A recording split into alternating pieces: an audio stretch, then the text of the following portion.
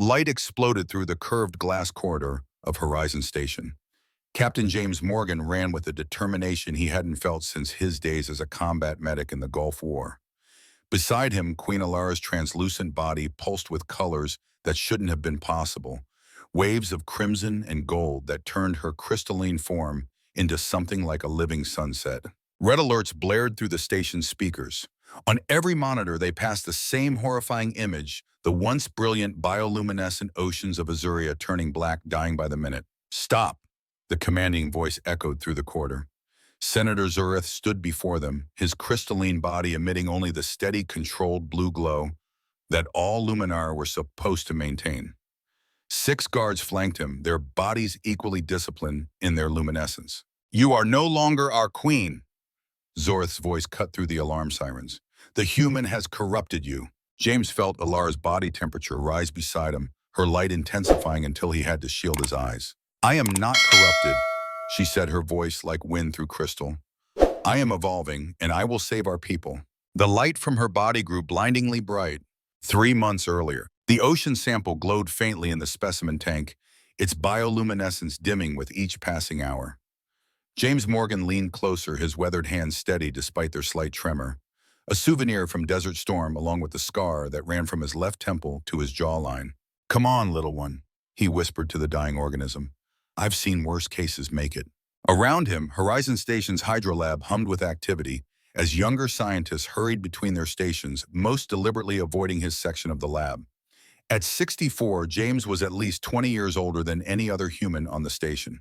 The floating research facility represented humanity's grandest achievement, 12 different species working together to study the universe. Yet he often felt like its most overlooked component. His official title was Xenobiological Medical Consultant, but the younger researchers had taken to calling him the orderly behind his back. No advanced degrees in xenobiology, just 30 years of military medical experience and a stubborn refusal to let anything die if he could help it. The organism in the tank pulsed once, then dimmed further. James adjusted the salinity levels and added a compound of his own design, one the station's chief medical officer, Dr. Catherine Walker, had dismissed as field medicine, not science. The mixture clouded the water momentarily before clearing. "I've patched up boys bleeding out in the sand with less to work with than this," he murmured. "You've got everything you need right here." His mind flashed back to the Iraqi desert, the smell of blood and gunpowder, a young private whose femoral artery had been severed by shrapnel. Everyone said the boy wouldn't make it to evac. James had thought otherwise. The organism in the tank suddenly flared with light, weak but steady. The pattern of its bioluminescence changed, pulsing in a rhythm that almost resembled a heartbeat. "That's it," James smiled, making a note on his datapad. "Find your rhythm." Behind him, the lab door hissed open. Dr. Sato, the station's youngest xenobiologist, glanced at James's work and shook his head. "You're wasting your time, Morgan. That species can't survive outside its symbiotic network. The research team already documented its death cycle." James didn't look up from his work. "With respect, doctor, I've found that most living things fight like hell to stay alive if you give them the right support." Sato's why was audible. "Director Harrison wants the final reports on the Azurian samples by morning. Don't include your experiments." After Sato left, James continued his work well into the night shift. The organism had stabilized its light, now pulsing in a steady rhythm. The lab had emptied except for him, the only sound the gentle bubbling of the specimen tanks and the distant hum of the station's life support systems. He was so focused on adjusting the nutrient balance that he didn't notice the new presence in the lab until a soft glow reflected off his datapad. James looked up. She stood 15 feet away, her translucent body illuminated from within by a light that reminded him of moonlight through crystal. What caught his attention most was her hair. Long, intricate braids of deep red energy that seemed almost impossible on her glass-like form, cascading down to her waist. But it was her legs that defied understanding. They weren't solid limbs, but flowing strands of bioluminescent material that moved like silk underwater, carrying her with impossible grace across the lab floor. Each strand pulsed with soft light, creating patterns that almost hypnotized him. The Luminara. James had seen them around the station, of course, but rarely this close. They kept to themselves, logical and efficient in their research, minimal in their interaction with other species. "The organism responds to your compound," she said, her voice like wind chimes in still air. Fascinating. James straightened, suddenly conscious of his rumpled uniform and the 3-day stubble on his chin. Just a modified electrolyte solution with a calcium base, nothing fancy. She moved closer, her movement so fluid it seemed she was floating rather than walking. The other researchers declared it non-viable 4 hours ago. Well, nobody told the organism it was supposed to die. James smiled slightly, watching as she studied his work with an intensity that made his heart rate increase. You are not one of the primary research teams, she observed. Captain James Morgan, xenobiological medical consultant. He didn't extend his hand, knowing Luminara avoided physical contact with other species. Former combat medic. Combat. You healed damage from intentional harm. Her head tilted slightly. Inefficient. James couldn't help but chuckle. Can't argue with that assessment. She continued studying the organism, her crystalline fingers hovering just above the tank. The organism's light seemed to pulse stronger in response to her proximity. Your technique is unorthodox, she said. That's a diplomatic way of saying no one else would try it. She turned to face him fully, and James found himself looking into eyes that were like pools of light within her transparent face. It is effective nonetheless. The organism should not have survived separation from its network. Yet it lives. James watched as she moved around the lab, examining his other specimens. Her leg strands created ripples in the air as she walked, patterns of light shifting with each step. Your legs, he said, before he could stop himself, they move like poetry, like music made visible. The lab fell completely silent. The Luminara went still, her inner light dimming so dramatically that for a moment James feared she might collapse. Then without warning, her entire body erupted in a cascade of colors, patterns swirling through her transparent form that he'd never seen in any Luminara before. Waves of gold crimson and colors he couldn't even name pulsed from her core to her extremities. James stepped back, alarmed. I'm sorry, did I say something wrong? Her light settled into a rapid pulsing rhythm. No one has ever described my physical form in such a manner. I didn't mean to offend. Offense is an emotional response. Luminara do not. She stopped, her light fluctuating. I should go. Before James could respond, she turned and left the lab, her leg strands trailing behind her like the tail of a comet. He stood there confused and concerned, wondering if he'd just caused a diplomatic incident by complimenting an alien's legs. The organism in the tank pulsed brightly, almost as if it were laughing at him. The next morning, Director Harrison summoned James to his office. The director was a tall man with the perfect posture of someone who'd spent his entire career making sure he was the most impressive person in any room. His office overlooked the vast curve of Azuria below the planet's bioluminescent oceans, casting a blue glow across his features. Captain Morgan, Harrison said without preamble, would you care to explain why the Luminara ambassador has inquired about an interaction you had with one of their researchers last night? James felt a cold weight settle in his stomach. Sir, if I caused offense. Offense? Harrison looked puzzled. The Luminara don't take offense, Morgan. They're the most logical species we've encountered. They don't have emotional responses. Then I don't understand. The door opened and Dr. Catherine Walker entered. In her 50s, with silver-streaked dark hair and the confident stride of someone accustomed to emergency situations, she was one of the few senior staff members who treated James with genuine respect. I've spoken with the Acrylian botanist who witnessed the encounter, she said, taking a seat. It seems our Captain Morgan made a comment about a Luminara's physical appearance that caused some sort of reaction. Harrison's eyebrows shot up. What kind of reaction? Catherine looked at James with an expression that mixed concern with fascination. According to the botanist, the Luminara's bioluminescence displayed patterns that have never been observed in their species before. I just said her legs moved like poetry, James explained, feeling ridiculous. Like music made visible. It was just an observation. Catherine and Harrison exchanged glances. What? James asked. What aren't you telling me? Catherine leaned forward. James the Luminara you spoke to wasn't just any researcher. That was Alara, Queen of the Luminara. James felt the blood drain from his face. Queen, yes, Harrison said gravely. The highest authority in their civilization visiting our station as part of a diplomatic research exchange. And you, he pointed at James, somehow triggered a physiological response in her that the Luminara ambassador called unprecedented. Is that bad? James asked carefully. Catherine's expression was unreadable. We don't know. The Luminara aren't like us, James. They're born from thought pools designed for purpose. Their forms serve functions. They don't have aesthetic appreciation. They don't have emotional responses. Until now, apparently, Harrison added dryly. Catherine continued, in 300 years of documented contact with their species, no one has ever reported seeing a Luminara display the kind of bioluminescent patterns that Queen Alara exhibited after your comment. James ran a hand through his gray-flecked hair.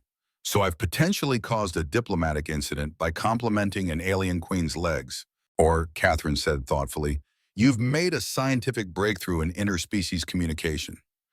We just don't know which yet. Harrison stood straightening his uniform. Until we understand what happened, Captain Morgan, you are to avoid further contact with Queen Alara. Is that clear? Crystal, sir. As James left the office, Catherine followed him into the corridor. When they were alone, she spoke in a hushed tone. There's something you should know, James. The Luminara, they're not just logical. They've engineered themselves to be that way. There are theories that they once had emotional responses, but selectively bred them out of their species, considering them inefficient. James frowned. Why are you telling me this? Catherine glanced around before continuing. Because whatever you triggered in Queen Alara might be something dormant in their species, something they've tried to eliminate, and that could be politically explosive. For 3 days, James saw no sign of Queen Alara. He went about his work trying to ignore the whispers that followed him through the station. Even the other species seemed to be watching him with new interest. The four-eyed Acrylian botanists stared openly whenever they passed in the corridors, and the normally aggressive Daxian engineers gave him a wider berth than usual. During his off hours, James accessed the station's database to learn more about the Luminara. Their civilization was one of the oldest in the known galaxy, built on principles of pure logic and function. Their society had no art, no music, no concept of beauty beyond efficient design. Their communication was precise, without metaphor or embellishment. Yet something about Queen Alara's reaction nagged at him. The cascade of colors through her transparent body hadn't seemed like malfunction. It had looked like joy, or something very close to it. On the fourth night after their encounter, James couldn't sleep. He made his way to Observation Deck 7, the smallest viewing area on Horizon, rarely used because it faced away from Azuria toward open space. He was surprised to find it wasn't empty. Queen Alara stood at the window, her body casting colored reflections on the glass. Her red energy braids seemed darker, somehow absorbing light instead of reflecting it. I knew you would come, she said without turning. James stopped at the entrance, remembering Harrison's orders. I should go. Please don't. Now she turned, and James saw something new in her transparent face. Uncertainty. I have been observing you, James Morgan. For 3 days I have watched you work, eat, sleep. That's concerning. The other humans find this behavior problematic. They use words like stalking and creepy. Despite everything, James smiled. Are you trying to make a joke? Yes. Was it effective? Actually, it was pretty good. Her glow warmed slightly. I have been studying human humor. Also, human poetry, human music, human everything. She moved closer, her leg strands creating hypnotic patterns. Do you know what I discovered? James shook his head. That humans are terribly inefficient. You spend enormous amounts of energy on things that serve no survival function. You create art no one will see. You sing songs that accomplish nothing. You fall in love with people who will die in less than a century. Her voice grew softer. It is the most beautiful thing I have ever encountered. James's heart hammered in his chest. Alara, let me finish. She held up one delicate hand. When you commented on my legs, something happened inside me. A new thought pattern emerged. Not logical, not functional, just feeling. I have been trying to understand it, to categorize it, to make it fit into Luminaran frameworks, but it refuses. It simply exists. She was close enough now that James could see the tiny lights moving through her body like stars in a personal galaxy. I watched you eat your breakfast yesterday, Alara continued. You made a face at the synthetic eggs. A small expression barely noticeable, but I found it. She paused, searching for the word charming. Charming, James repeated softly. Yes, charming. And when you laugh at Dr. Walker's inappropriate jokes, your eyes create small lines at the corners. I have calculated that these lines serve no purpose except to indicate joy. Yet I find myself wanting to cause them, to make you laugh, to see those purposeless lines appear. That's called liking someone, James said, his voice rough. No. Ilara's whole body pulsed once brightly. I have researched this extensively. What I am experiencing is called attraction, possibly infatuation. There is a 47% chance it might be the early stages of love, though I need more data to confirm. James couldn't help it. He laughed, those lines appearing at his eyes. Alara's body blazed with light so beautiful it hurt to look at directly. "There," she said, her voice filled with something that sounded suspiciously like wonder. "That is why I have been avoiding you, James Morgan. Because every time I see you, I become less luminaire and more something else. Something new." She reached out slowly, giving him time to pull away. When he didn't, her hand touched his chest right over his heart. "Your heart beats at 72 rhythms per minute at rest," she said. "Right now it beats at 108 because of me." Her voice dropped to almost a whisper. "A human body altering its function because of my presence. How is that not the most intimate thing in the universe?" James covered her hand with his. Through her transparent skin, he could see light pulsing in patterns that matched his own heartbeat. "Alara, I need to tell you something. That you find me attractive as well, I know. Your pupils dilate when you see me. Your breathing changes. You unconsciously lean toward me in shared spaces. Humans are very obvious." "You just made another joke." "I am learning." Her luminescence softened to something warm and gentle. "James, will you teach me more about feelings, about beauty, about all the inefficient, purposeless things that make humans human?" "Yes," he said, "but I should warn you, feelings can be messy, complicated, sometimes painful." "I know," Alara said. "I have been feeling them for 3 days. And despite the discomfort, despite the confusion, I do not wish to stop." They stood together in the observation deck, watching stars that were already dead, their light traveling across time itself to reach this moment. And somewhere in the distance, James thought he heard music, though it might have just been the sound of two hearts learning to beat in harmony. The message appeared on James's data pad at 2200 hours. "Meet me at observation deck 7, 2300 hours. Come alone." James read it 17 times, analyzing every word like it contained the secrets of the universe. Come alone could mean anything. Maybe she wanted privacy for a serious conversation. Maybe she was going to tell him this whole thing was a mistake. Maybe, "Stop overthinking and just go," Catherine said, appearing behind him in the research lab. "And for the love of all, that's wholly comb your hair first." At 22:55 hours, James stood outside observation deck 7 trying to calm his racing heart. He'd changed shirts 3 times. He'd practiced what to say. He'd even looked up more information about Luminaran customs, though most of it basically said, "They don't do romance, they don't understand it, don't even try." Great. The door slid open before he could knock. Alara stood in the center of the room and James forgot how to breathe. She had changed, not physically. Luminarans couldn't really change their bodies, but her bioluminescence had transformed into something he'd never seen before. Patterns of light moved through her transparent form like living paintings, spirals and waves and shapes that seemed to tell stories without words. Her red energy braids had been woven with some kind of luminescent thread that sparkled like captured starlight. "You came," she said, and her voice trembled slightly. "I was 63% certain you would, but there was a 37% chance you might find this too forward." "Forward is good," James managed. "Forward is great. You look, I don't even have words." "That is acceptable. I have discovered that the best things often exist beyond language."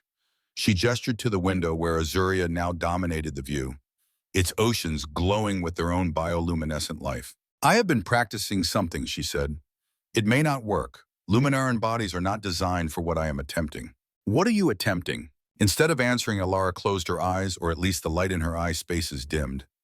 Then slowly the patterns in her body began to change. They condensed, focused, and suddenly James realized what he was seeing. Images, memories. In her torso, he saw himself in the hydrolab laughing at something. In her arms, he saw his own face concentrated on his work.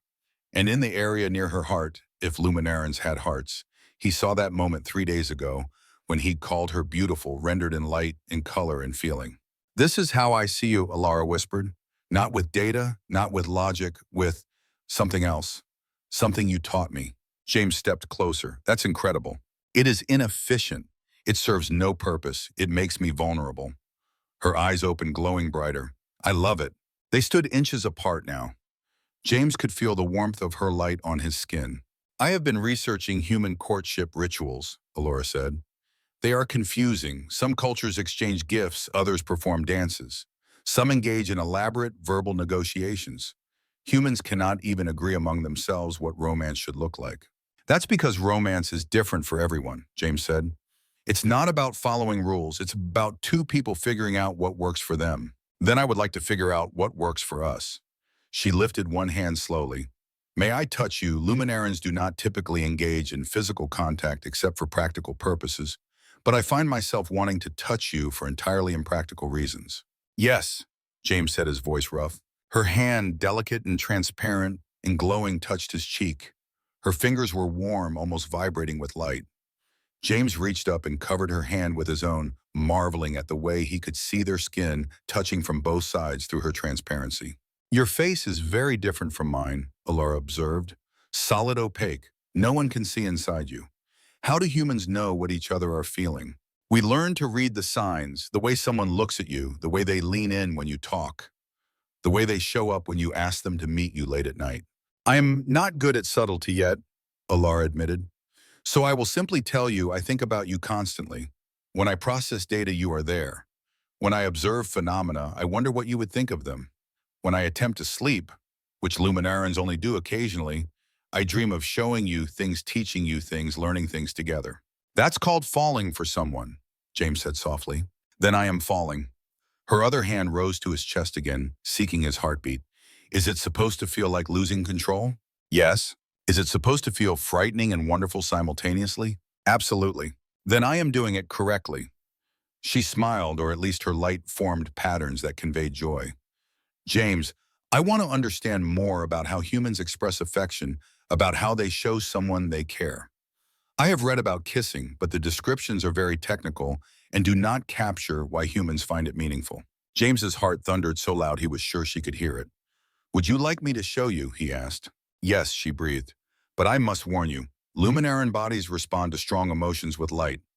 I do not know what will happen if we... He kissed her. For a moment, nothing happened. Then Alara's entire body exploded with light. Not just patterns, but waves of pure brilliance that filled the entire observation deck. Colors James didn't have names for cascaded through her form. Her leg strands lifted off the ground, spreading in a corona of bioluminescent beauty. When they broke apart, Alara was glowing so brightly that James had to shield his eyes. That, she said, her voice full of wonder, was inefficient. Did you like it? I never want to be efficient again. They kissed again, softer this time, and Alara's light settled into a warm, pulsing rhythm that matched James's heartbeat. Outside the window, Azuria rotated slowly, its oceans full of light. Inside, two beings from different worlds discovered that beauty wasn't just something you saw. It was something you felt shared and created together.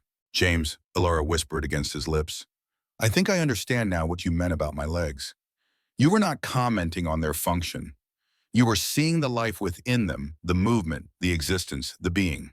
Yes, he said simply. Then let me tell you something. Her hands framed his face, her light warm and gentle.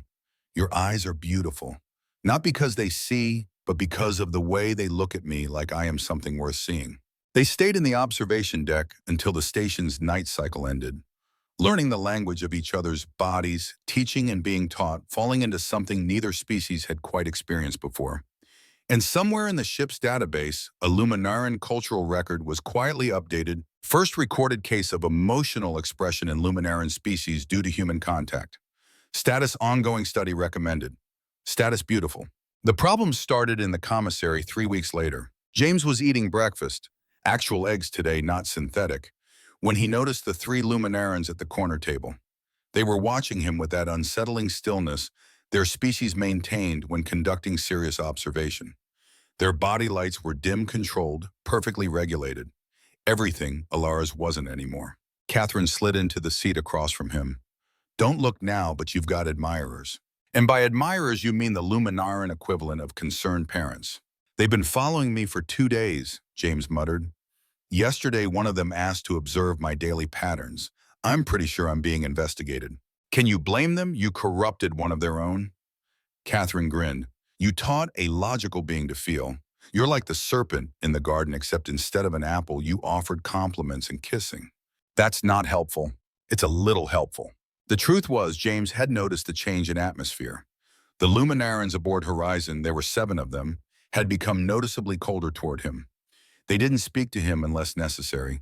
They rerouted their paths to avoid him in corridors. And Alara was being pressured to choose. She told him about it last night in his quarters, her body flickering with frustrated light as she paced. They say I am losing my clarity, that emotions are making me inefficient, that I should undergo a thought cleansing to restore proper function. Can they force you? James had asked, trying to keep the fear out of his voice. No, but they can make me choose between my people. She looked at him, her light pulsing rapidly. And this, us, whatever we are now. Watching the Luminarans watch him, James felt anger rising. He'd done nothing wrong. Alara had done nothing wrong. They had just found something beautiful together. His data pad buzzed. Message from Alara Lab 3 now. Please hurry. James ran. He found her in the xenobiology lab, surrounded by 3 older Luminarans, whose bodies barely glowed at all. The mark of the most disciplined, most traditional members of their species. Alara's light was going haywire, flashing between bright and dim like a distress signal. Lieutenant Morgan, said the largest Luminaran, whose name James remembered as Zorith, you have been conducting an unauthorized experiment on one of our people. I haven't been conducting anything. You have introduced emotional contamination into a Luminaran consciousness. This is unprecedented, dangerous, potentially irreversible. It's not contamination, James said sharply. It's growth, it's change, It is corruption, Zorith interrupted. Alara was one of our finest researchers. Her thoughts were pure, her logic uncompromised. Now look at her. She fluctuates. She hesitates. She wastes energy on purposeless light displays. Those displays are called emotions. James moved to stand beside Alara. And they're not purposeless. They're what make life worth living. For humans, perhaps, not for Luminarans. Then let Alara decide for herself. All eyes turned to her. Alara's light had stabilized into a deep, steady glow that James had learned meant she was thinking intensely. I have been Luminaran for 23 of your Earth years, she said quietly. I have processed data, conducted research, served my purpose with perfect efficiency, and I was content. But I was never happy. I did not even know happiness was possible until James showed me. Happiness is a chemical reaction, Zorith said dismissively. Nothing more. So is everything else. Alara's light flared. Thoughts are electrical impulses. Logic is neural pathways. We are all just chemical reactions, Zorith. The question is, which reactions do we choose to value? We value clarity, purpose, function. I value beauty, connection, love. She took James's hand, and through her transparent skin, he could see their fingers interlacing. I choose to value this. The silence in the lab was absolute. Finally, Zorith spoke. If you continue this path, you will no longer be truly Luminaran. You understand this? Then perhaps, Alara said softly, I will be something new, something better, something that is both Luminaran and more than Luminaran. Is that not the purpose of evolution? To become something we were not before. Before anyone could answer, alarms blared throughout the station. Emergency protocols activated. The lights shifted to red. All personnel to stations, came the automated announcement. Gravitational anomaly detected. Repeat gravitational anomaly. The ship lurched violently. James grabbed a table to steady himself. The Luminarans barely moved their leg strands, automatically compensating for the shift in gravity. That came from Azuria. Zorith said, his light suddenly shifting to urgent patterns. Something is wrong with the planet. They rushed to the observation deck, all of them together now. Crisis overriding controversy. What they saw made James's blood run cold. Azuria's oceans, usually bioluminescent and beautiful, were going dark. Massive patches of blackness spread across the surface like an infection, killing the light beneath the waves. The deep-sea organisms, Alara breathed. They're dying, all of them simultaneously. How is that possible? I don't know, James said, but if they die... She looked at him, and for the first time since he'd known her, James saw fear in her eyes. James, those organisms produce 90% of this planet's oxygen. If they die, every Luminaran colony on the surface dies with them. 30 million of my people. The gravity of the situation crashed over everyone in the room. The personal drama of moments ago suddenly seemed infinitely small. We have to do something, James said. The research teams have been studying this for months, Zorith said grimly. No one has found a solution. The organisms are dying from some kind of cascade failure we don't understand. Then we need to understand it faster. James turned to Alara. You said emotions made you less efficient, but what if they made you more creative? What if the answer isn't pure logic but something else? That's absurd, Zorith said. Is it? James challenged. How many Luminarans have tried to solve this problem with logic alone? All of them. And how many have succeeded? None. Maybe it's time to try something inefficient, something illogical, something human. Alara's light began to pulse rapidly, her thinking pattern.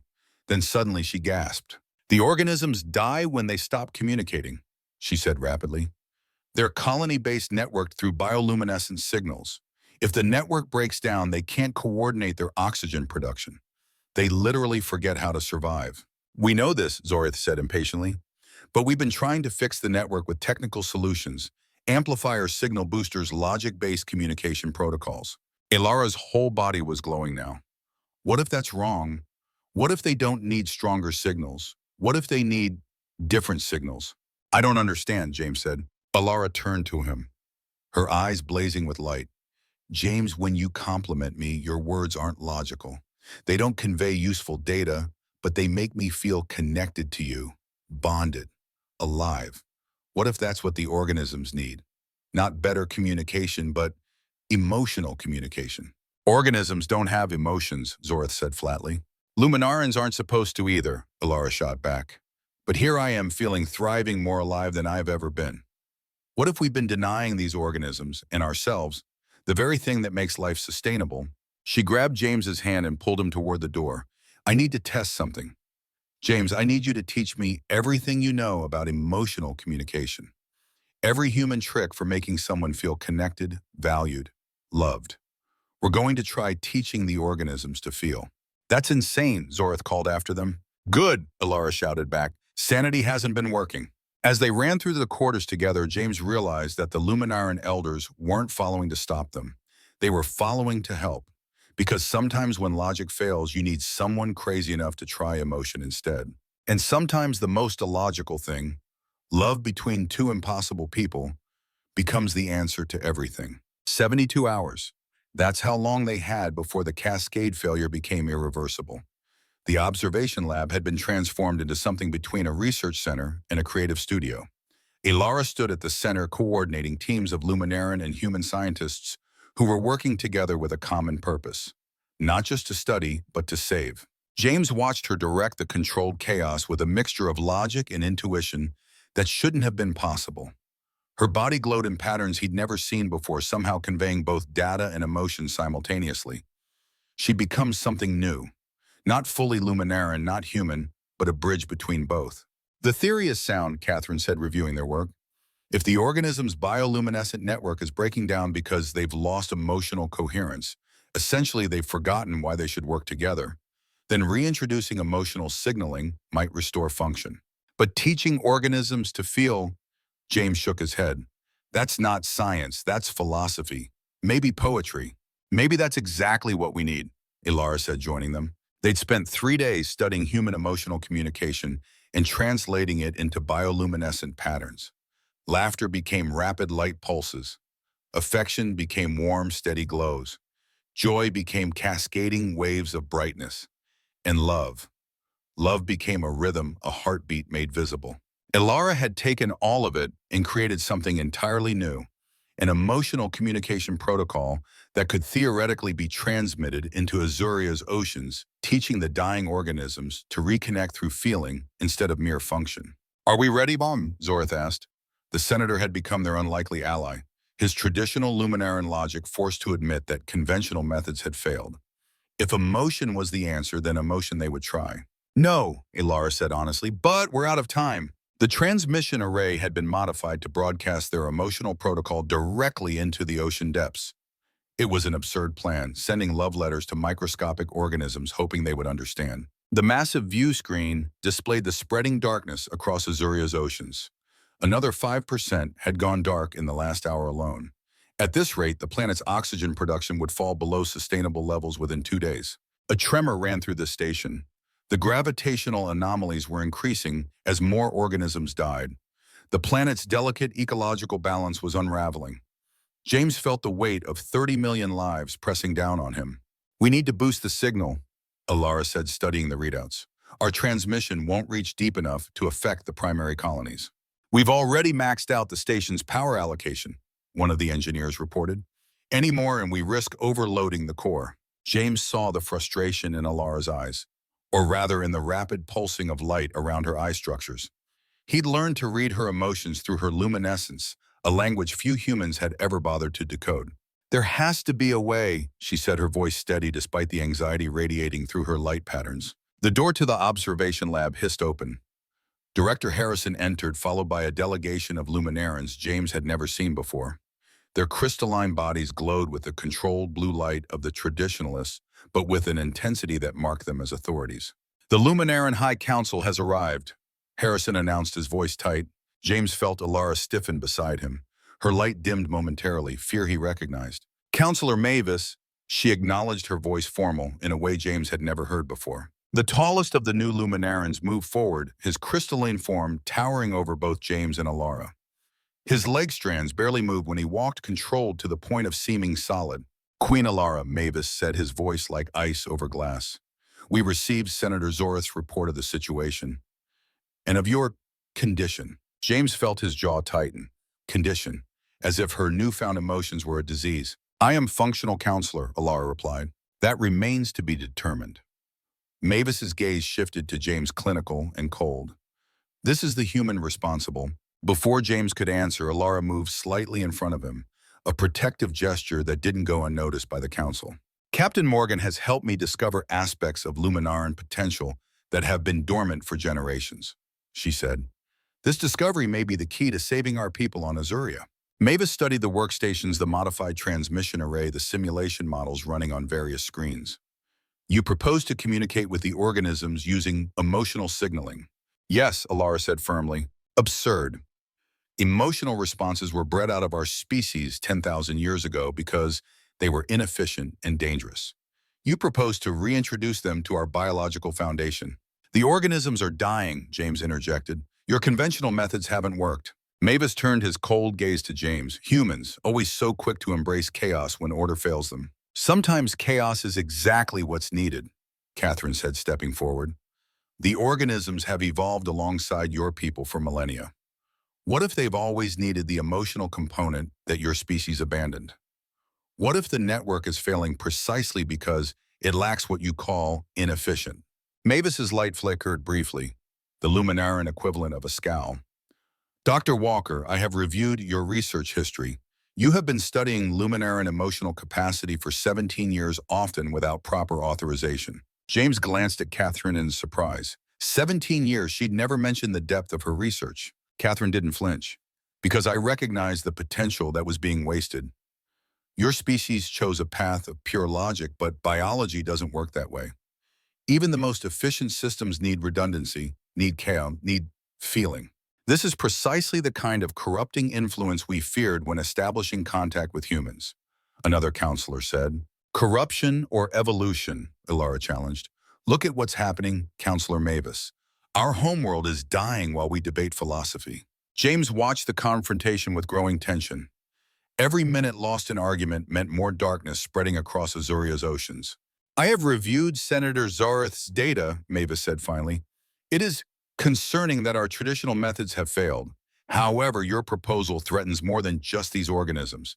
It threatens the very foundation of Luminaran society." "Only if it works," James said quietly. Every eye in the room turned to him. "If it fails," he continued, "then you've lost nothing except time.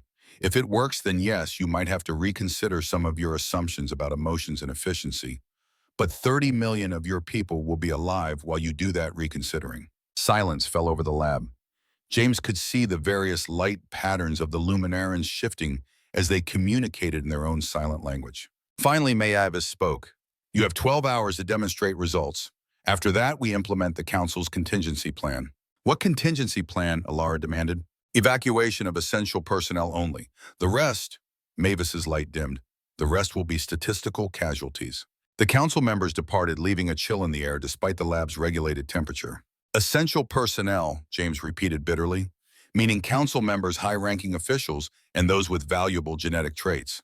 That's how they've always handled crises," Alara said, her voice hollow. "Logical triage." The team worked with renewed urgency. James noticed the younger Luminarans in their group seemed different now, their lights fluctuating in patterns similar to Alara's, though less pronounced. Exposure to her was affecting them, awakening something long dormant in their species. 4 hours later, a breakthrough came from an unexpected source. A young Luminaran researcher named Talus approached their workstation, his light pulsing in irregular patterns that marked him as one of those affected by Alara's presence. "I've been analyzing the deep ocean scanning data," he said hesitantly. "There's something we missed. The darkness isn't spreading uniformly. There are small pockets where the organisms remain active." Alara leaned forward. "Show me." The display showed the darkening oceans of Azuria, but with Talus's enhanced imaging, tiny points of light became visible within the darkness, survivors somehow resisting the cascade failure. "What's different about these regions?" James asked. "They're all located near underwater thermal vents," Talus explained. "I thought it might be the heat, but the temperature variation is minimal. It's something else." "The vibration," Catherine said suddenly. "Thermal vents create microseismic activity. The organisms near the vents are receiving constant rhythmic stimulation." "Like a heartbeat," James realized. Alara's light pulsed rapidly. "They're not just responding to chemical or light signals. They're responding to rhythm, to feeling." James remembered how the organism in his lab had stabilized when its bioluminescent patterns synchronized with a heartbeat-like rhythm. Not just any communication would work. It needed to have the pulse of life, the inefficient, beautiful rhythm of existence. "We need to recalibrate the transmission," Alara said, already moving to the array controls. "Not just emotional content, but emotional rhythm." They worked frantically, adjusting the protocol to include the patterns of James's heartbeat, Alara's light fluctuations, and the subtle vibrations of the thermal vents. The transmission would carry not just information, but feeling, the tactile sensation of connection. As they worked, James noticed more Luminarans joining their team voluntarily. Word had spread throughout the station about their efforts, and curiosity had overcome fear. Even some of the older Luminarans were watching with what might have been interest. "You're causing a revolution," Catherine whispered to James during a rare break. "Whether this works or not, you've shown them something they thought impossible." "Alara is the revolutionary," James replied. "I just appreciated her legs." Catherine smiled. "Sometimes the greatest changes come from the simplest acts of recognition." The modified transmission was ready with barely an hour to spare before the council's deadline. The team gathered in the observation lab, tension visible in human postures and Luminaran light patterns alike. "Even with the modifications, we don't have enough power to reach the deepest ocean trenches," the chief engineer reported. "That's where the primary organism colonies are located." "We need a signal booster," Zorth said. "Something to amplify and distribute the transmission once it reaches the ocean." "The Luminaran research vessel," Alara suggested. "It has deep water probes designed for direct contact with the organism networks." "The council would never approve their use for this purpose," Zorth warned. "Then we don't ask them." Alara's light flared with determination. "As queen, I still command the research fleet, at least for now." James watched her transform before his eyes, from scientist to sovereign. Her light stabilized into a pattern that combined authority with the emotional depth she'd developed. It was mesmerizing. "We have one shot at this," she addressed the team.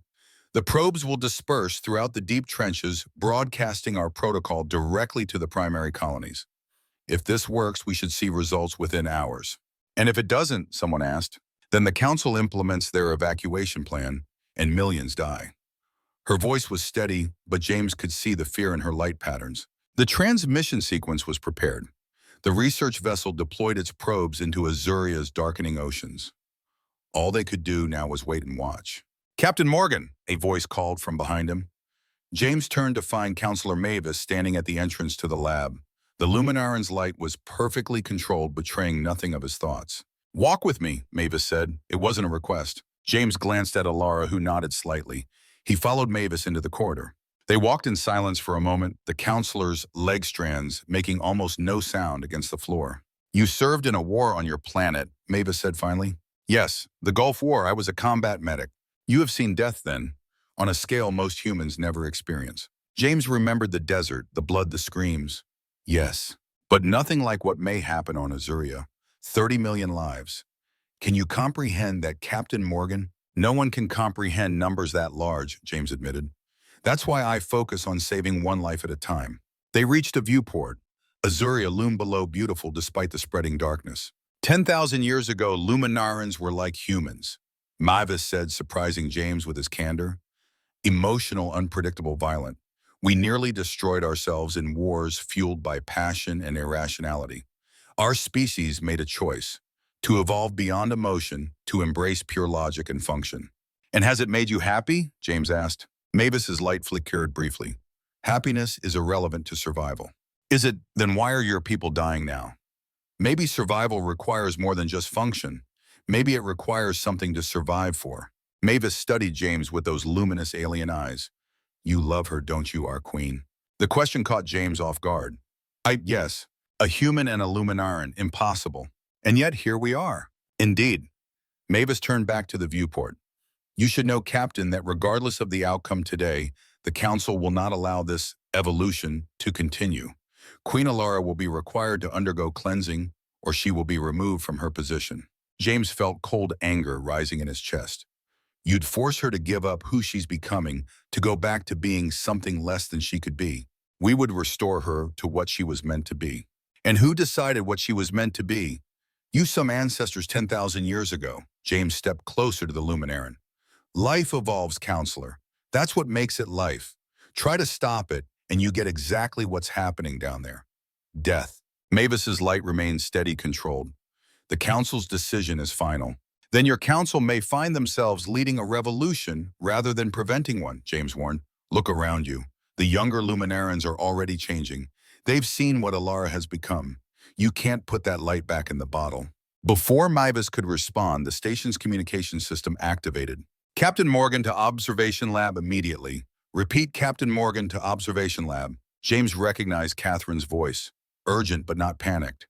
Something was happening. He left Mavis without another word, hurrying back to the lab. When he entered, all eyes turned to him. What is it? He asked. Alara pointed to the main view screen. Look. The image showed a deep ocean trench, one of the primary organism colony sites. For a moment, James saw nothing unusual. Just darkness. Then at the edge of the gloom, a tiny point of light appeared. Then another, and another. It's working, Catherine whispered. The points of light multiplied, spreading through the darkness like stars appearing in an evening sky. The organisms were responding to the emotional protocol, their bioluminescence reactivating. They're reconnecting, Alara said, her voice filled with wonder. Not just communicating, feeling each other's presence. The lab erupted in excitement, humans cheering, Luminarans pulsing with uncharacteristically bright patterns. James found himself standing next to Alara, watching as life rekindled in the depths of an alien ocean. You did it, he told her. We did it. She corrected, her hand finding his. Logic and emotion working together. The celebration was short-lived. The lab doors opened, and the entire Luminaran High Council entered, followed by Director Harrison. The situation appears to be stabilizing, Mavis acknowledged. The organism colonies are reactivating. Yes, Alara said. The emotional protocol is working. The organisms are reconnecting through feeling, not just function. A temporary solution, another counselor stated. Once the crisis has passed, we will implement permanent technical measures. Technical measures won't work, Catherine argued. You saw the data. The organisms need emotional connection to maintain their network. Without it, they'll just fail again. Then we will engineer a simulation of emotional signaling, Mavis said. A logical approximation that produces the same effect without the inefficiency. James saw Alara's light dim with frustration. You still don't understand, she said. You can't simulate feeling. It either exists or it doesn't. This discussion is for the council to resolve, Mavis stated. In private, Queen Alara, your presence is required for deliberation. The implication was clear. The humans were being dismissed. The council would decide the fate of the planet and of Alara without their input. No, Alara said. The simple words sent ripples through the council members' light patterns. These humans helped save our homeworld, she continued. They've proven that our path of pure logic has limitations. They deserve to be part of this conversation. This is a Luminaran matter, Mavis insisted. Is it? Alara challenged. What happens on Azuria affects everyone on this station. The organisms we just saved help maintain the planet's atmosphere, which keeps this station in stable orbit. Their fate is linked to ours, just as ours is linked to the humans. A younger counselor stepped forward. Perhaps Queen Alara is right. This discovery transcends our traditional boundaries. It may require a new approach. James recognized the subtle changes in the counselor's light patterns, the same changes he'd seen in the younger Luminarans working with Alara. Her influence was spreading even to the council. Mavis noticed it too. His perfectly controlled light faltered momentarily. This discussion will continue in the council chamber. Queen Alara, you will accompany us. The others may observe. It was a concession, however small. James caught Alara's eye as she prepared to leave with the council. Her light pulsed in a pattern he recognized, determination mixed with something like hope. As they filed out, Catherine moved to James's side. "This isn't over," she murmured. "The council won't give up control easily." "No," James agreed, "but they're facing something they've never encountered before." "What's that?" "Change." James watched Alara's glowing form disappear down the corridor. Real unstoppable change. The council chamber was austere compared to the rest of the station. Minimal decoration, functional lighting arranged in a perfect circle, with the Queen's position slightly elevated at one end. The humans and Senator Zorith were permitted to stand at the periphery while the council members took their positions around the central space. Alara moved to her place with a grace that made even her formal role seem like a dance. Her light had settled into a pattern that combined royal authority with her new emotional depth. Regal yet alive in a way none of the council members were. "The immediate crisis appears to be resolving," Mavis began. "The organism colonies are re-establishing their networks. Oxygen production has stabilized. For this, we acknowledge the contribution of the human researchers." The acknowledgement was clinical, devoid of actual gratitude. "However," he continued, "the method used raises profound concerns for our society. The introduction of emotional signaling, while effective in this instance, represents a fundamental threat to Luminaran stability." "A threat or an opportunity?" Alara challenged. "For 10,000 years, we've pursued efficiency at the cost of experience. We've valued function over feeling. And where has it led us to stagnation?" "Stability is not stagnation," another counselor argued. "Our civilization has advanced tremendously under logical guidance." "Technologically, yes," Alara conceded. "But biologically, culturally, we haven't evolved. We've been frozen in time, unable to adapt to new experiences." James watched the debate with fascination. The Luminarans communicated on multiple levels, verbal statements accompanied by complex light patterns that added layers of meaning humans couldn't fully comprehend. "What Queen Alara has experienced is not evolution," Mavis stated. "It is regression to a primitive state our ancestors deliberately abandoned." "Is it primitive to feel connected to others?" Alara asked. "Is it primitive to find beauty in existence, to value life for more than its function? Such thinking leads to irrationality, to conflict, to the very wars that nearly destroyed us," an elderly counselor warned. "Only if we abandon logic entirely," Alara countered. "I haven't lost my ability to reason. I've gained the ability to feel. Both together are stronger than either alone." The younger counselor, who had spoken earlier, moved slightly forward. "I admit I find Queen Alara's argument compelling. Our historical records show that our greatest advancements came not during periods of pure logic, but during transitions when creative thinking was still valued." Murmurs rippled through the council, both verbal and luminous. "You've been affected," Mavis accused the younger counselor. "Proximity to the Queen's condition has compromised your clarity." "I prefer to think it has enhanced my perspective," the younger counselor replied. James felt a surge of hope. The cracks in the Luminaran facade of perfect logic were spreading. Suddenly, the station shuddered. Alarms blared momentarily before silencing. "Another gravitational anomaly," Director Harrison reported, checking his datapad. "But different from the others, it's stabilizing." The main view screen activated, showing a real-time view of Azuria's oceans. The darkness that had been spreading was now receding. Light was returning to the waters, but not the steady uniform glow they had displayed before. Instead, patterns were emerging. Waves, pulses, rhythms that moved across the surface like vast living paintings. "What are we seeing?" Mavis demanded. "The organism network," Alara said, her voice filled with wonder. "It's not just recovering, it's evolving. The emotional signaling didn't just restore their function, it enhanced it. The patterns on the ocean's surface grew more complex, more beautiful." James was reminded of the patterns that moved through Alara's body when she experienced strong emotions: joy, wonder, love. "The organisms are communicating in new ways," Catherine observed. "More complex, more resilient. They're forming deeper connections." "This is unprecedented," Zorith said, his own light patterns showing the first hints of emotional response. "The network was supposed to return to its previous state. Instead, it's becoming something more." "Like Alara," James said quietly. All eyes turned to the Queen. Her light had synchronized with the patterns visible on the ocean's surface, a silent communion with the newly awakened life below. "What have you done?" Mavis asked, his voice barely audible. "I haven't done anything," Alara replied. "Life has done what it always does when given the chance. It has grown. It has evolved. It has found new ways to thrive." The chamber fell silent as they all watched the transformation spreading across Azuria. The bioluminescent patterns grew more intricate, covering more of the planet's surface. Sensors reported increased oxygen production, improved atmospheric stability. "The planet is healing itself," Harrison said, reviewing the incoming data. "Not just recovering, actively improving its own condition. Because the organisms are no longer just functioning," Ilara explained. "They're flourishing. They have something more to sustain them now. Connection, feeling, purpose beyond mere survival." The implications hung in the air, unspoken, but undeniable. The Luminaran path of pure logic had nearly led to planetary catastrophe. Emotion, messy, inefficient, beautiful emotion, had saved them. "This changes nothing," Mavis said finally, though his voice lacked conviction. "The Council's position remains. Queen Alara must undergo cleansing to restore proper function." Before anyone could respond, the chamber doors opened.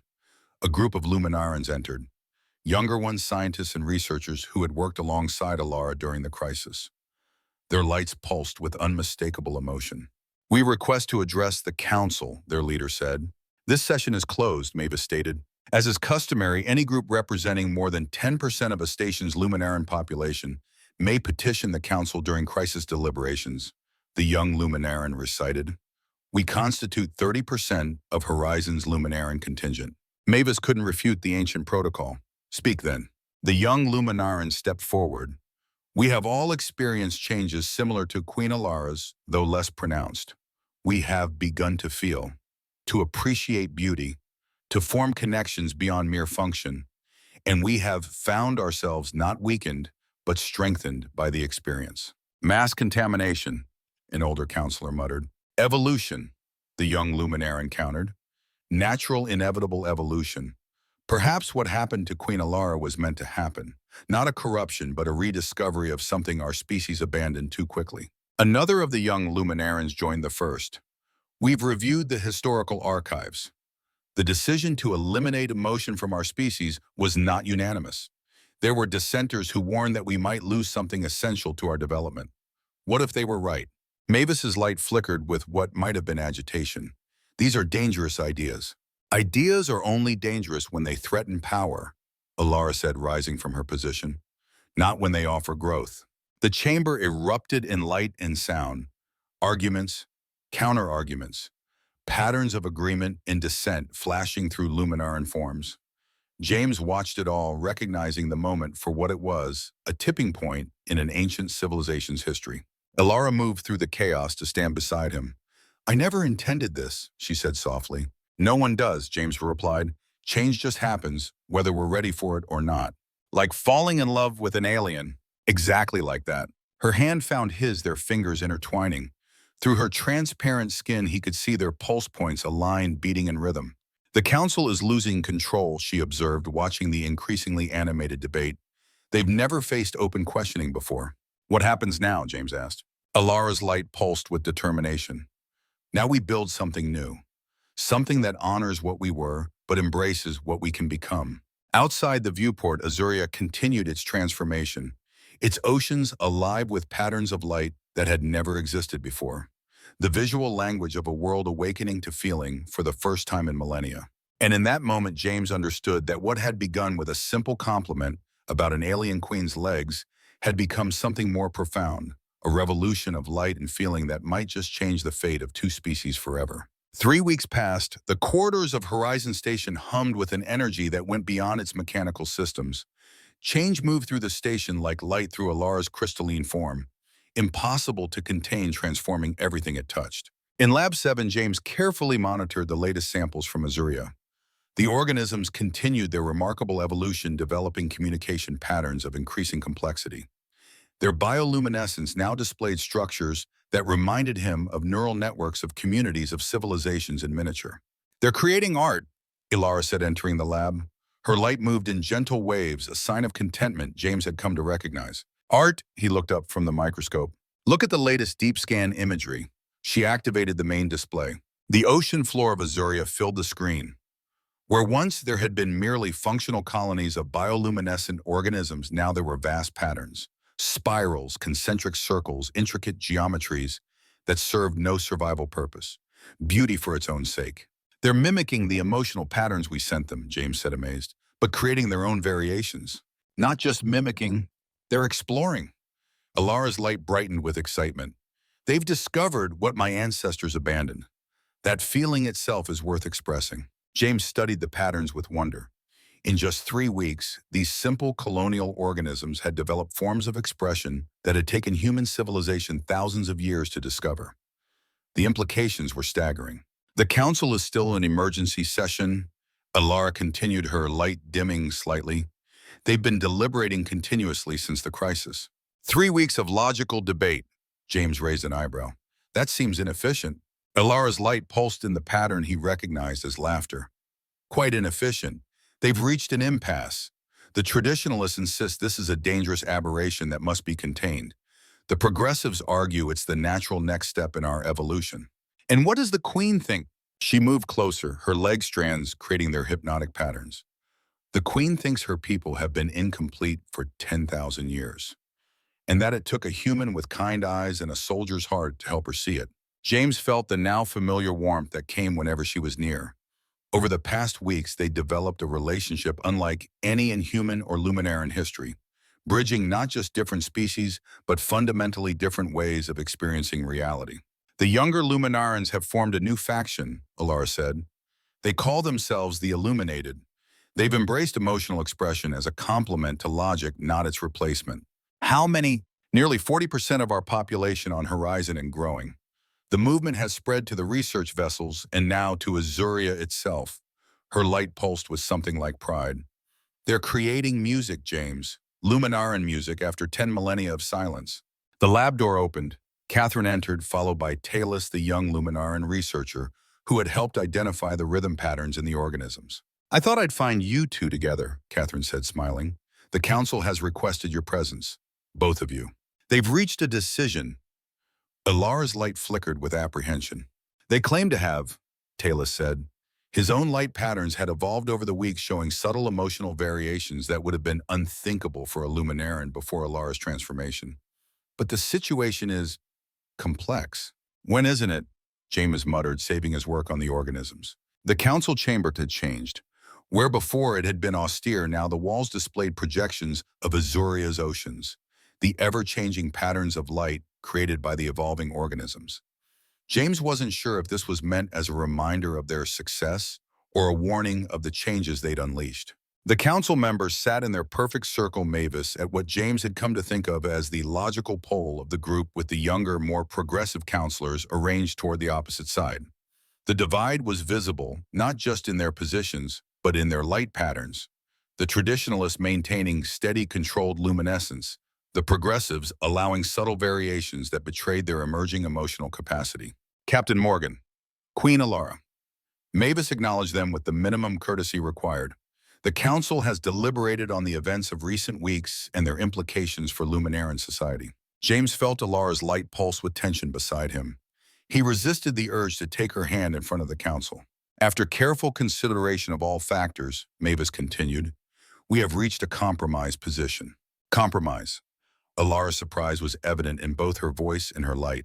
Yes, Your Majesty, said Councillor Vela, one of the younger progressives. We recognize that what has happened cannot simply be undone. The emotional awakening has spread too far among our people to be reversed without significant social disruption.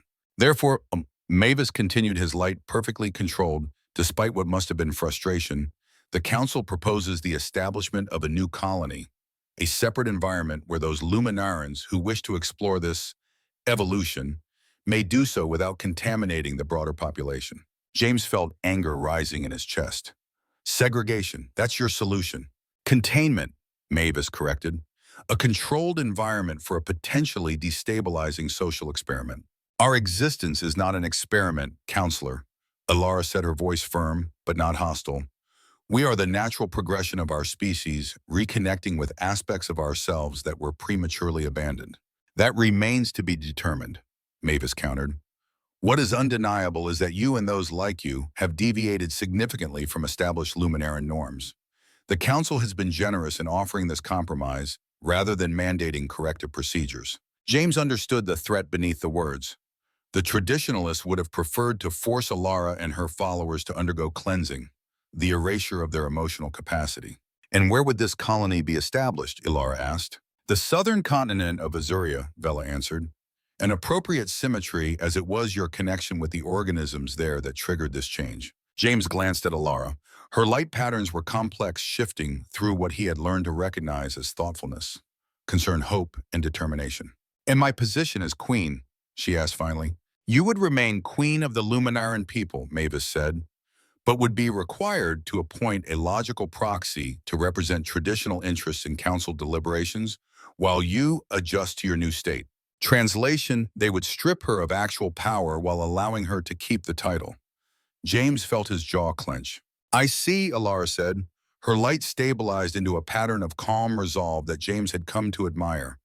"And if I refuse these terms, then the council would be forced to declare you medically compromised and unfit to rule," Mavis stated, "for the stability of our civilization." The chamber fell silent. James watched the other counselors, noting the discomfort evident in the light patterns of the progressives. This compromise clearly didn't satisfy anyone fully. "I request time to consider this proposal," Alara said finally. "Of course," Mavis agreed. "You have 24 hours. As they left the chamber, James struggled to contain his outrage. "They're exiling you, punishing you for evolving." "They're afraid, James," Alara replied, her voice gentle. "Fear is an emotion they refuse to acknowledge, which makes it all the more powerful. They fear what they don't understand, what they can't control." "So what will you do except exile?" Her light pulsed with determination. "I will do what queens have always done when faced with impossible choices. I will find a third path." Back in her quarters, Alara called an emergency meeting of her closest allies, James, Catherine, Zorith, who had surprisingly joined their cause after witnessing the ocean's transformation, and representatives of the illuminated faction. The space filled with the glow of luminarans in various stages of emotional awakening, their light patterns creating a symphony of color and feeling that would have been unthinkable months ago. "The council's offer is both an insult and an opportunity," Ilara began. "They seek to contain us, to isolate what they see as a contagion. But in doing so, they give us freedom to build something new." "A segregated colony is still segregation," James argued. "They're creating a two-tier system, traditional luminarans with full rights and status, emotional luminarans treated as deviants." "Perhaps initially," Zorith said. His own light now showed subtle emotional patterns, though more restrained than the younger luminarans. "But consider the historical precedent. When colonies are established with new philosophical foundations, they often become the dominant culture over time." Catherine nodded. "Earth's history is full of examples. The American colonies began as a refuge for those seeking religious freedom from England. Within 2 centuries, they had become a world power that eclipsed their former ruler." "Exactly," Alara said. "We won't just be building a refuge. We'll be creating a model, a demonstration of what Luminaran society can become when logic and emotion work in harmony." A young Luminaran named Neris spoke up. "The southern continent has direct access to the most active organism networks. We could continue developing our emotional communication protocols in partnership with them. And the organisms themselves are evolving rapidly," James added, thinking of his recent observations. "They're developing expression creativity. There might be possibilities for symbiosis we haven't even imagined." Ilara's light brightened. "That's it, James.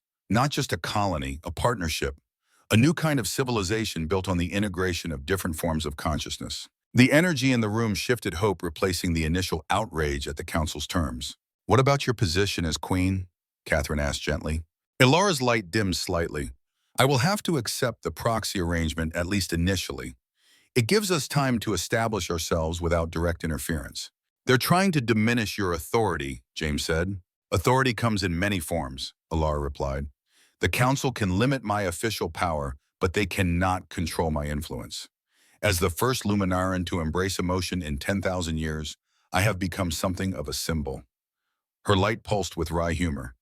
"They fear that more than any political power I might hold." The meeting continued long into the night, plans taking shape for what they began to call the Harmony Colony, a place where logic and emotion function and beauty would be valued equally. As the others filed out, James remained with Alara. "You're giving up a lot," he said once they were alone. Your position, your status. Am I? Her light pulsed warmly. I'm gaining a future I never imagined possible. A chance to help my people grow beyond the limitations they imposed on themselves millennia ago. She moved closer to him. And I'm gaining you. James felt his heart beat faster, as it always did when she was near. I'm just an aging combat medic who said the right thing at the right time. You're the man who taught a queen to feel, Alara countered, who showed an entire species what they had forgotten. Her hand touched his cheek. Never diminish that gift, James Morgan. The next day, Alara formally accepted the council's terms with a dignity that impressed even her opponents. The announcement was made throughout Horizon Station and transmitted to Azuria. A new colony would be established on the southern continent, where Luminarians wishing to explore the integration of emotion and logic could live and work together. What surprised everyone, perhaps even Alara herself, was the response. Within hours, nearly 60% of Luminarians on the station had registered to join the colony. Reports from Azuria indicated similar numbers there. The aberration the council had tried to contain had already become the majority position. Mavis and the Traditionalists were forced to modify their approach, recasting the arrangement as a social experiment, rather than exile. Plans were accelerated for the establishment of the colony, with the first settlers scheduled to depart within a week. James found himself appointed as the human liaison to the colony project, working closely with Alara and the Illuminated leadership to design a community that would accommodate both Luminaran and human visitors. The station buzzed with activity and anticipation. 5 days before the first transport was scheduled to depart for the southern continent, James was working late in the lab when Catherine found him. You need to see this, she said without preamble, activating the main display. The screen showed a massive Luminaran vessel entering orbit around Azuria, far larger than the research ships James had seen before. What am I looking at? The Luminaran capital ship, Eternal Logic, Catherine said grimly. It just arrived from their homeworld. The High Council of the entire Luminaran Confederation is aboard. James felt a chill. They've come to stop the colony. I don't know, but their arrival wasn't scheduled, and Alara wasn't notified in advance, which violates about a dozen protocols.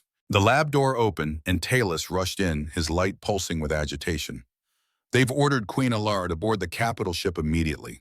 Alone. James straightened. Like hell she will. James, Catherine cautioned, this is Luminaran internal politics. If you interfere, this stopped being internal politics the moment they tried to exile her for something I helped cause. He was already heading for the door. Where is she now? In her quarters, Talus replied. The High Council gave her 1 hour to comply. James found Alara in her private chambers surrounded by representatives of the Illuminated faction. Her light was steady but intense, showing the calm determination he had come to admire. You can't go alone, he said without preamble. I must, she replied. I am still queen. I still have responsibilities to all my people, not just those who share my evolution. It's a trap, one of the younger Luminarans argued. The High Council has always been even more traditional than our local council. They've come to force you into cleansing. Possibly, Alara acknowledged, but refusing their summons would only confirm their narrative that emotion leads to disorder and rebellion. James moved closer to her, lowering his voice. Then I'm coming with you. No, James, they specifically ordered me to come alone. I'm not Luminaran. I don't take orders from your High Council. Her light pulsed with what might have been exasperation, affection, or both. This is exactly the kind of illogical emotional response they would expect from a human. Good, let me live up to their expectations. For a moment, they stared at each other. The human and the Luminaran queen both transformed by their unlikely connection. Finally, Alara's light shifted to the pattern James recognized as acceptance. Very well, but you will follow my lead, Captain Morgan. This is a diplomatic situation of the highest sensitivity. James nodded. Understood, Your Majesty. 90 minutes later, they stood in the docking bay of the Eternal Logic, surrounded by the most powerful Luminarans in the galaxy. The High Council members were immediately distinguishable from those James had met on Horizon. Their crystalline bodies even more controlled their light patterns, so steady they barely seemed alive. The High Chancellor, a Luminaran named Serenor, regarded James with what might have been disapproval, though his light betrayed nothing. Queen Alara, you were instructed to come alone. Captain Morgan is my personal physician, Alara replied smoothly. Given the recent changes in my physiology, I deemed his presence medically necessary. It wasn't technically a lie. James had indeed been monitoring the physiological aspects of her transformation. The High Chancellor's gaze lingered on James for a moment longer before returning to Alara. We have received disturbing reports from Counselor Maivas about developments on Horizon Station and Azuria. A faction calling themselves the Illuminated claims to have rediscovered emotional capacity. Not a faction, Chancellor, Ilara corrected, a natural evolution, and not just a claim, a demonstrable reality. Show me, Serenor commanded. Without hesitation, Ilara allowed her light to transform, displaying the full range of emotional patterns she had developed. Colors cascaded through her crystalline form in waves and pulses that no traditional Luminaran could or would create. A murmur ran through the High Council members, both vocal and luminous. This is a neurological aberration, one counselor stated, a malfunction that must be corrected. Is it, Alara challenged, or is it the re-emergence of capacities our ancestors possessed before the Great Logic Purge 10,000 years ago? She gestured to a display panel. With your permission, Chancellor. Serenor nodded once. Ilara activated the panel, bringing up images of the transformed oceans of Azuria, the vast, beautiful patterns created by organisms responding to emotional signaling. These life forms were dying, she explained. All our logical approaches failed to save them. It was only by reintroducing emotional communication that they were revived. Not just restored, but enhanced. Fascinating, said one of the younger counselors, earning sharp looks from the others. James watched the subtle shifts in the council members' light patterns. Despite their rigid control, some were showing interest, perhaps even curiosity. Chancellor, Ilara continued, I believe what has happened is not a malfunction, but an opportunity. For millennia, our species has pursued pure logic at the expense of other forms of intelligence. We've achieved remarkable technological progress, but at what cost? We've lost art, music, literature, the very experiences that give meaning to existence. Meaning is irrelevant to function, Serenor stated. Is it? James couldn't help interjecting. The organisms of Azuria would disagree. When they lost their emotional connection, they lost their will to live. Function without meaning led to death. All eyes turned to him. The High Chancellor's light dimmed slightly, the Luminaran equivalent of a frown. You are the human responsible for triggering this change in our queen. I complimented her legs, James said simply. Everything else was already within her, within all of you, waiting to be recognized. Alara took over smoothly. Chancellor, the local council has proposed a solution that I have accepted. Those of us experiencing this evolution will establish a colony on Azuria's southern continent. We will explore this integration of logic and emotion in a controlled environment, documenting our findings for all Luminarans to evaluate. And if this evolution proves destructive, if it leads to the very chaos our ancestors sought to eliminate, then we will have learned a valuable lesson, Alara said. But I believe we will demonstrate something else entirely, that Luminarans can be both logical and emotional, both efficient and expressive, that we can be whole in a way we haven't been for 10 millennia. The council chambers fell silent as the High Chancellor considered her words. James noticed something subtle, almost imperceptible changes in Serenor's light pattern, tiny fluctuations that shouldn't have been possible in a being of perfect logical control. Show me more, Serenor said, finally gesturing to the display of Azuria's oceans.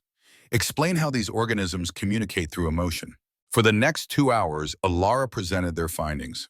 The research from the crisis, the successful emotional protocol, the remarkable evolution of the organism networks afterward. James added the medical perspective, detailing the physiological changes in Luminarans experiencing emotional awakening. Throughout the presentation, James noticed more council members showing those subtle light fluctuations. The seed of change was being planted even here among the most traditional of Luminarans. Finally, the High Chancellor spoke. Your proposal for a colony is not without merit. A controlled environment to study this phenomenon may provide valuable data. But a senior counselor interjected, we cannot risk this spreading uncontrolled throughout Luminaran society. The potential for disruption is too great. Disruption or growth, Alara challenged. Change is the essence of life, counselor, even logical life. The debate continued for another hour, growing increasingly technical as the council demanded specific plans for the colony's safeguards against emotional contamination of the broader population and regular evaluation protocols. Through it all, Alara remained poised, answering each concern with a blend of logical reasoning and emotional conviction that seemed to confound the traditional counselors. They had no framework for engaging with someone who operated in both realms simultaneously. At last, Serenor raised a hand for silence. The High Council will permit the establishment of this colony as proposed. Queen Alara will retain her title, but will delegate traditional governance to a logical proxy appointed by this council. The colony will be monitored closely for any sign of destructive outcomes. It was a victory if a qualified one. James could see the relief in Alara's light patterns, though her external composure never wavered. There is one additional matter, Serenor continued, the human Captain Morgan. James tensed. His presence was instrumental in triggering this change, and his continued involvement presents complications. Complications. Alara's light flickered briefly with concern. Interspecies relations of this nature are unprecedented, the Chancellor stated. The potential for further unforeseen consequences is significant. James understood what wasn't being said. They viewed him as the source of the contamination, the catalyst that had disrupted 10,000 years of Luminaran stability. Captain Morgan has been appointed as human liaison to the colony project, Ilara said firmly. His medical expertise is invaluable to understanding the physiological aspects of our evolution. Perhaps, Serenor allowed, but the High Council recommends limited contact between the captain and the Luminaran population for the integrity of the study. James felt anger rising but forced himself to remain calm. With respect, Chancellor, I believe isolation would compromise your results. If you truly want to understand this evolution, you need to observe it in its natural context, including interspecies interaction. Several council members shifted uncomfortably. James had used their own logical framework against them. A valid point, a younger counselor acknowledged. After a brief silent communication among the council members, evidenced only by subtle light patterns passing between them, Serenor spoke again. Captain Morgan may continue in his liaison role, but his interactions will be documented as part of the study. The colony project will proceed as planned. As they left the capital ship, James felt the tension drain from his shoulders. That was close. Indeed. Alara agreed, her light settling into patterns of relief and determination. But we've won the essential battle. The colony will proceed with full authority.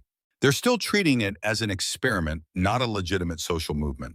For now, she said. But experiments have a way of becoming reality when the results are compelling enough. 6 months later, James stood on the balcony of the colony's central complex, watching the sunset over Azuria's southern continent. The ocean before him pulsed with intricate light patterns, the ever-evolving communication of the organism networks that had spread across the planet's surface.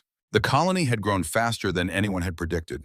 What had begun as a settlement of a few thousand had swelled to over 2 million luminarans, with hundreds more arriving daily.